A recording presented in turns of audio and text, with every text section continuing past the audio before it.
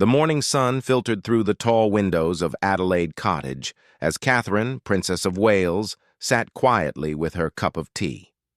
The peaceful moment was interrupted by the gentle buzz of her secure phone.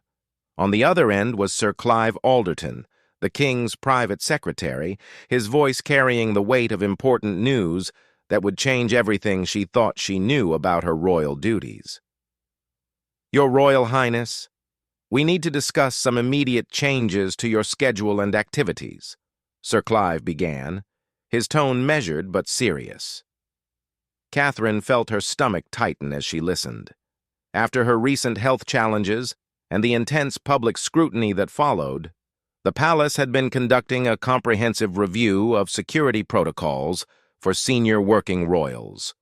The conversation lasted nearly an hour, during which Catherine learned that her life was about to become significantly more restricted than ever before.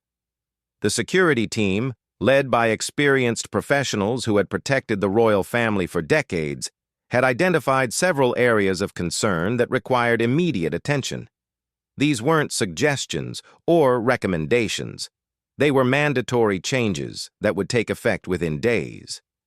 Catherine's first shock came when she learned about the new travel restrictions.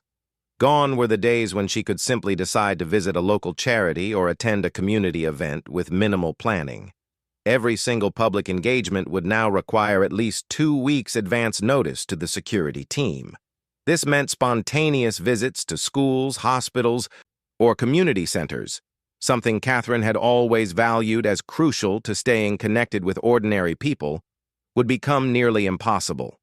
The security briefing revealed that recent intelligence reports had highlighted increased risks to senior royals, particularly those with young families. Catherine's role as a mother to 3 future heirs to the throne made her an even more significant target for potential threats. The protection officers explained that while they couldn't share specific details, there had been credible concerns that necessitated these enhanced measures.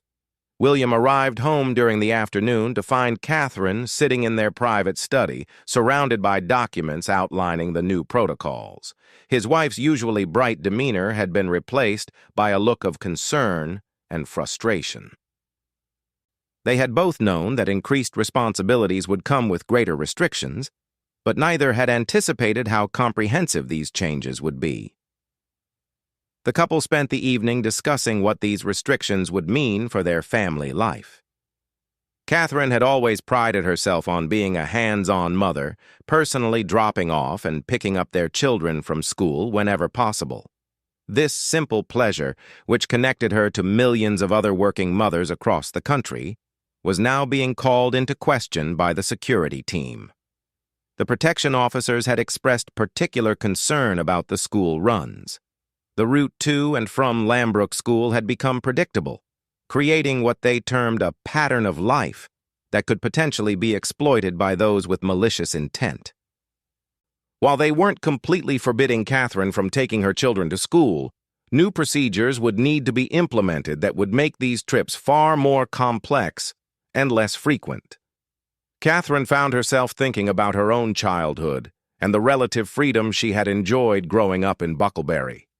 Her parents, Michael and Carol Middleton, had given her and her siblings a wonderfully normal upbringing, complete with family holidays abroad and weekend trips to various activities. The realization that her own children would never experience that same level of freedom weighed heavily on her mind. The new restrictions also extended to her charitable work, which had always been the aspect of royal duty that Catherine found most fulfilling. The patronages she supported, from early childhood development to mental health initiatives, required her to visit facilities across the country and meet with people from all walks of life. These interactions had shaped her understanding of the challenges facing British families and had informed her advocacy work. Under the new protocols, every charity visit would require extensive advanced security sweeps. Venues would need to be checked and rechecked, guest lists would need to be thoroughly vetted, and backup plans would need to be prepared for various scenarios. What had once been relatively straightforward visits would now become major security operations, requiring significant resources and planning. Catherine's evening engagements were also affected by the new rules. State dinners and formal receptions had always been part of her royal duties, but now even these carefully controlled events would be subject to additional restrictions. Her movements within venues would be more limited, her interactions with guests would be more monitored, and her ability to move freely and naturally through events would be significantly reduced. The princess found herself grappling with a fundamental question about her role. How could she continue to connect with people and understand their lives if she was increasingly isolated by layers of security?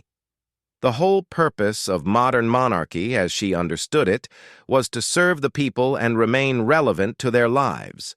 These new restrictions seemed to create barriers to that very connection. During a private conversation with her lady-in-waiting, Catherine expressed her frustration about losing the spontaneity that had made many of her public engagements so successful. Some of her most memorable moments as a working royal had come from unplanned interactions, stopping to chat with children during walkabouts, comforting someone who was upset, or simply sharing a laugh with members of the public who had waited hours to see her. The media restrictions were perhaps the most complex aspect of the new protocols. While Catherine had never enjoyed being constantly photographed, she understood that media coverage was essential for raising awareness about the causes she supported.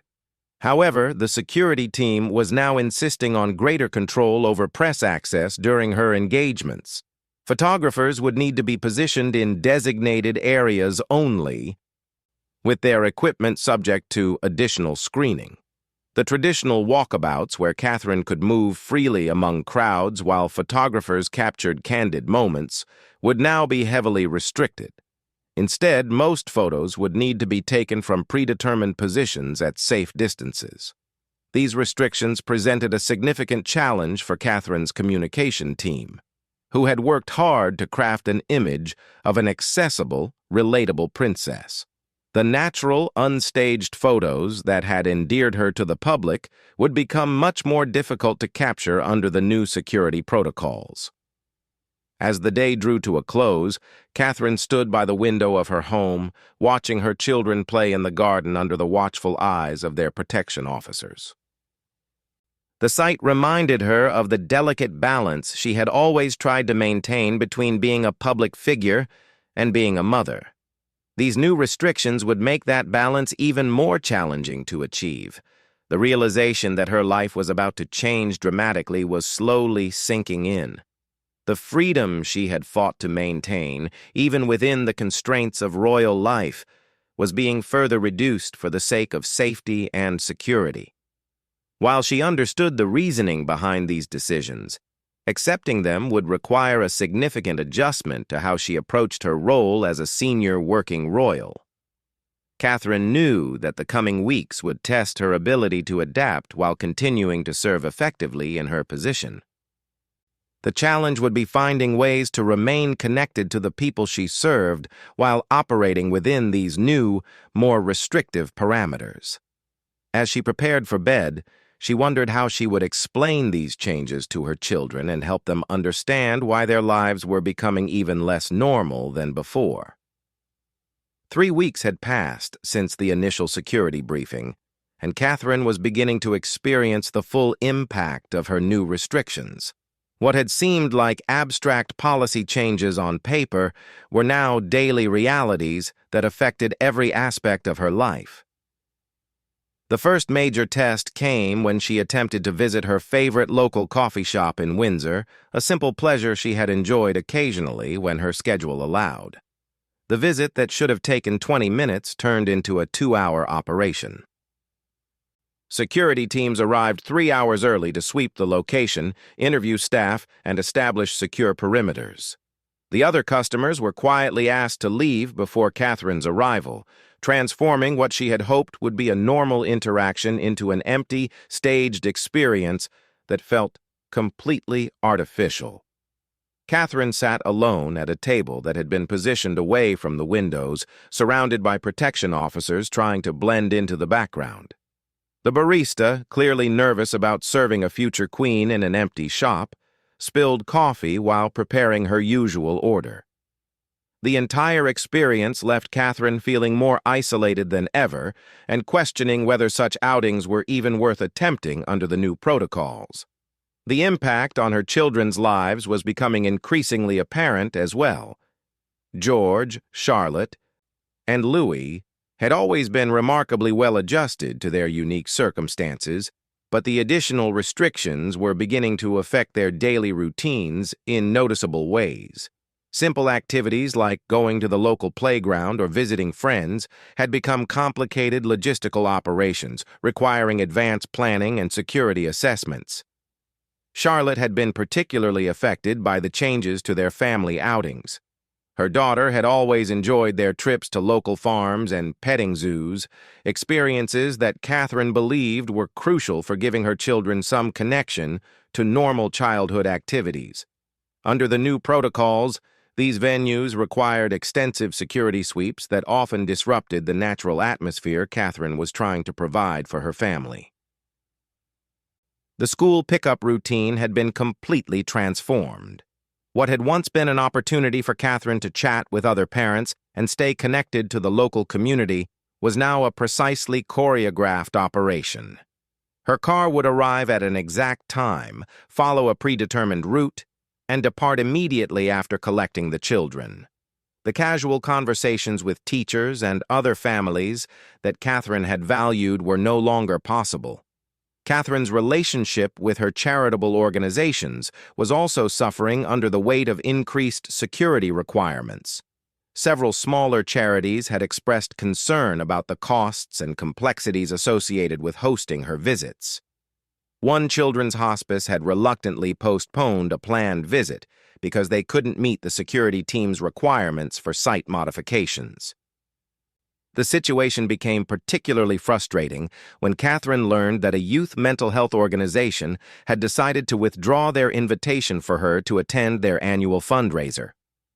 The charity's director explained apologetically that the security requirements would consume most of their event budget and fundamentally change the nature of their intimate gathering. These cancellations troubled Catherine deeply because they seemed to contradict everything she believed about the purpose of royal patronage. Her role was supposed to bring attention and support to worthy causes, not create insurmountable obstacles for organizations that were already struggling with limited resources. The restrictions on her international travel had also become a significant source of frustration. Catherine had been scheduled to undertake a solo overseas tour to promote British interests and highlight important causes. The security assessment for this trip had concluded that several planned elements would need to be modified or eliminated entirely. Market visits where Catherine could meet local people had been deemed too unpredictable. University speeches that would have included question and answer sessions with students had been restructured to eliminate audience interaction. Even the traditional walkabouts that allowed her to greet members of the public were being replaced with more controlled indoor receptions. The media coverage of these changes had been intense and not always sympathetic. Some commentators questioned whether the royal family was becoming too removed from ordinary people. Others suggested that if Catherine couldn't fulfill her duties properly under these restrictions, perhaps the entire system needed reconsideration. Catherine found herself in the uncomfortable position of being criticized for security measures she hadn't chosen and couldn't publicly discuss. The delicate balance of royal communication meant she couldn't defend herself by explaining the specific threats that had prompted these changes, leaving her vulnerable to accusations of becoming too privileged and out of touch. Her staff meetings had become exercises in creative problem-solving as everyone tried to find ways to maintain Catherine's public effectiveness within the new constraints. Her private secretary suggested focusing more heavily on virtual engagements, but Catherine worried that digital interactions, while better than nothing, couldn't replace the human connections that made her work meaningful. The palace's digital team proposed a series of online initiatives that would allow Catherine to reach larger audiences while maintaining security. These included virtual school visits conducted via video link, online Q&A sessions with young people, and social media campaigns designed to amplify the work of her patronages. While Catherine appreciated these innovative approaches, she remained concerned about losing the personal touch that had always been central to her approach to royal duties. She had built her reputation on being genuinely interested in the people she met and causes she supported. The risk of appearing disconnected or purely ceremonial was one she took very seriously. The impact on her marriage was another unexpected consequence of the new restrictions. William had his own set of security protocols as heir to the throne, but Catherine's enhanced measures meant their joint engagements required even more complex planning than before. Coordinating their schedules around multiple security requirements had become a full-time job for their shared staff. Family holidays, already complicated by their public roles, had become nearly impossible to plan spontaneously. Every destination required months of advanced security assessments, and the list of approved locations was shrinking as global security concerns increased. Catherine worried about the impact this would have on their children's understanding of the world beyond their privileged bubble. The personal cost of these restrictions was becoming clear during Catherine's private moments. She had always found solace in her photography, often carrying a camera during public engagements to capture candid moments that revealed the humanity in her royal duties. Even this personal interest was now subject to security review, with concerns about where and when she could photograph.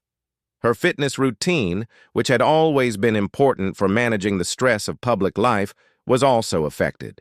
The gym she had quietly used for years now required additional security measures that made other members uncomfortable.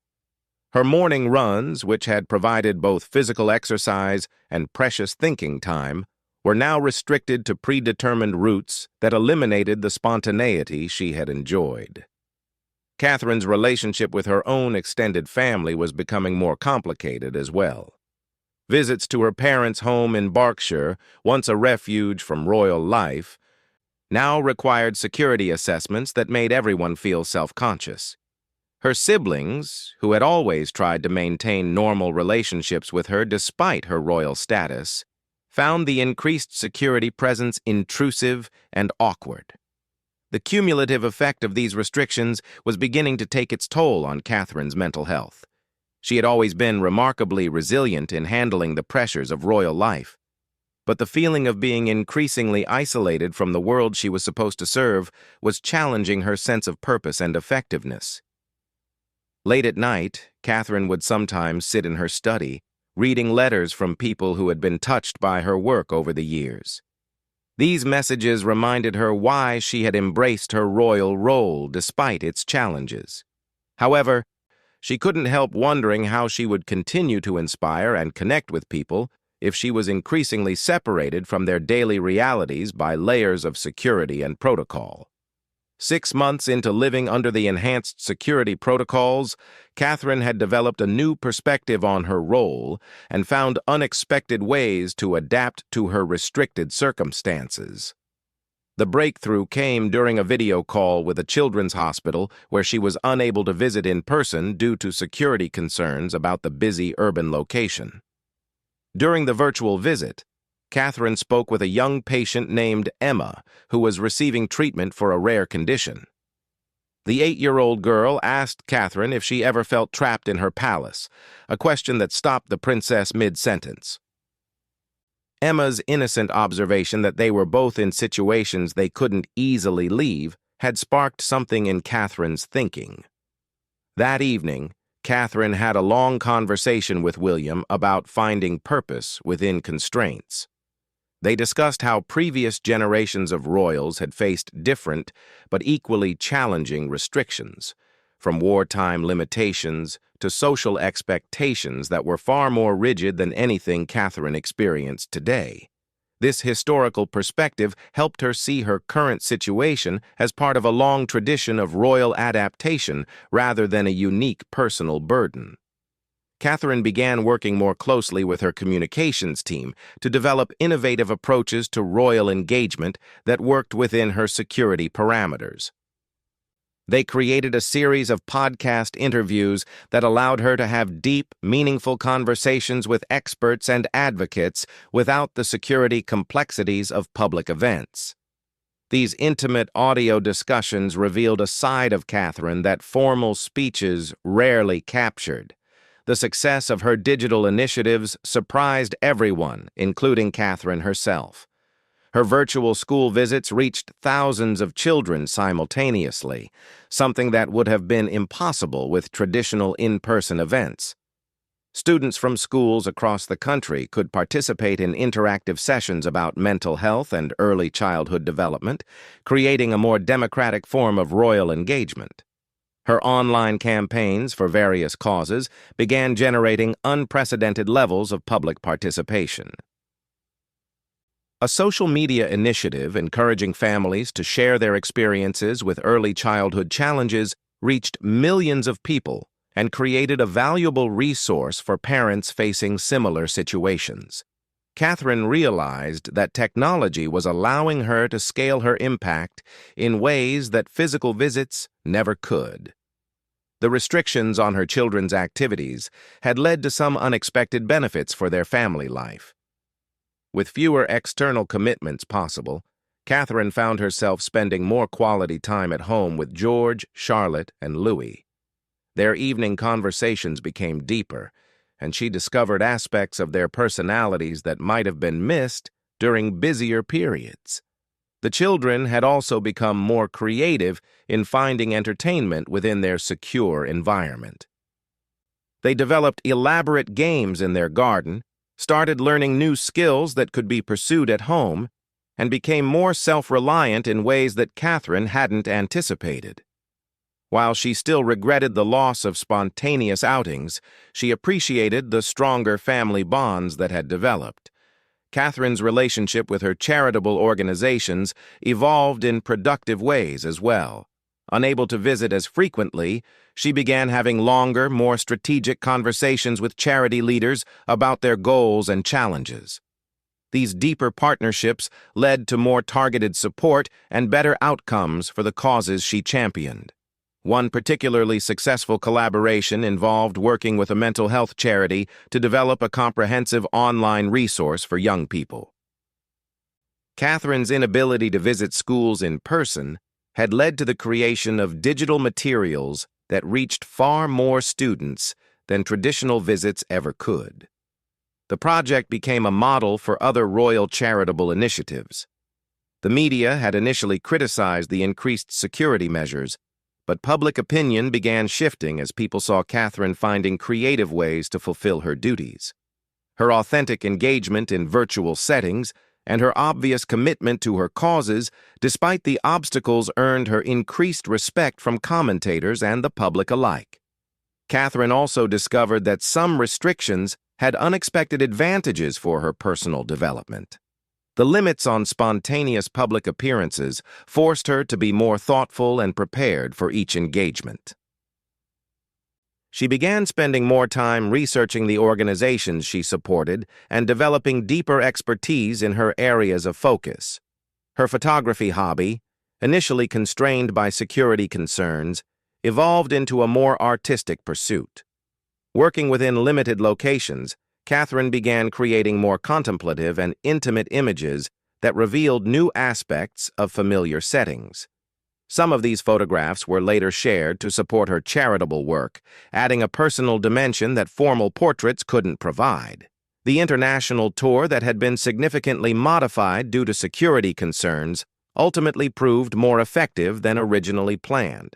The smaller, more focused engagements allowed for deeper conversations with local leaders and resulted in more substantial collaborative projects. Catherine learned that meaningful diplomacy didn't always require large public events. Her relationship with other members of the royal family deepened as they shared strategies for working within security constraints. Conversations with more experienced royals provided valuable perspectives on maintaining purpose and connection despite increasing isolation. Catherine particularly valued advice from family members who had successfully navigated similar challenges. The impact on her marriage and partnership with William had ultimately proven positive. The shared challenge of adapting to new restrictions had brought them closer together and forced them to communicate more clearly about their goals and priorities. They developed better systems for supporting each other through the unique pressures of their roles. Catherine's perspective on public service evolved significantly during this period. She began to see her role less as a series of individual engagements and more as a sustained platform for promoting important causes. This shift in thinking allowed her to measure her success differently and find satisfaction in long-term impact rather than immediate public interaction. The restrictions that had initially seemed like barriers to effective royal work had pushed Catherine to become more innovative and strategic in her approach. She developed skills in digital communication, deepened her understanding of the issues she championed, and created new models for royal engagement that other family members began adopting. As the first year under enhanced security protocols drew to a close, Catherine reflected on how much she had learned about herself and her role. The challenges had been significant, but they had also revealed strengths and capabilities she hadn't known she possessed. The young woman who had married into the royal family had evolved into a more thoughtful and effective advocate for the causes she believed in. The restrictions remained in place, and Catherine accepted that they would likely never be completely lifted. However, she had found ways to work within these constraints that preserved both her safety and her sense of purpose. The initial fear that security measures would make her irrelevant had been replaced by confidence that she could continue serving effectively regardless of the limitations she faced. Catherine's children were adapting well to their changed circumstances, developing resilience and creativity that would serve them throughout their lives. While she continued to wish for more freedom for them, she recognized that they were learning valuable lessons about finding joy and purpose within whatever circumstances life presented. Looking toward the future, Catherine felt optimistic about her ability to continue growing in her role despite the restrictions. She had learned that royal service was not about having perfect freedom to do whatever she wanted, but about finding meaningful ways to serve within whatever parameters existed. This understanding had made her more effective as a royal and more content as a person. The experience had taught Catherine that adaptation and innovation were more valuable than unlimited freedom. By embracing the challenges rather than resenting them, she had discovered new capabilities and developed a more sustainable approach to royal life that would serve her well for decades to come. The restrictions had not diminished her impact, but had simply redirected it in ways that proved equally powerful and perhaps more lasting.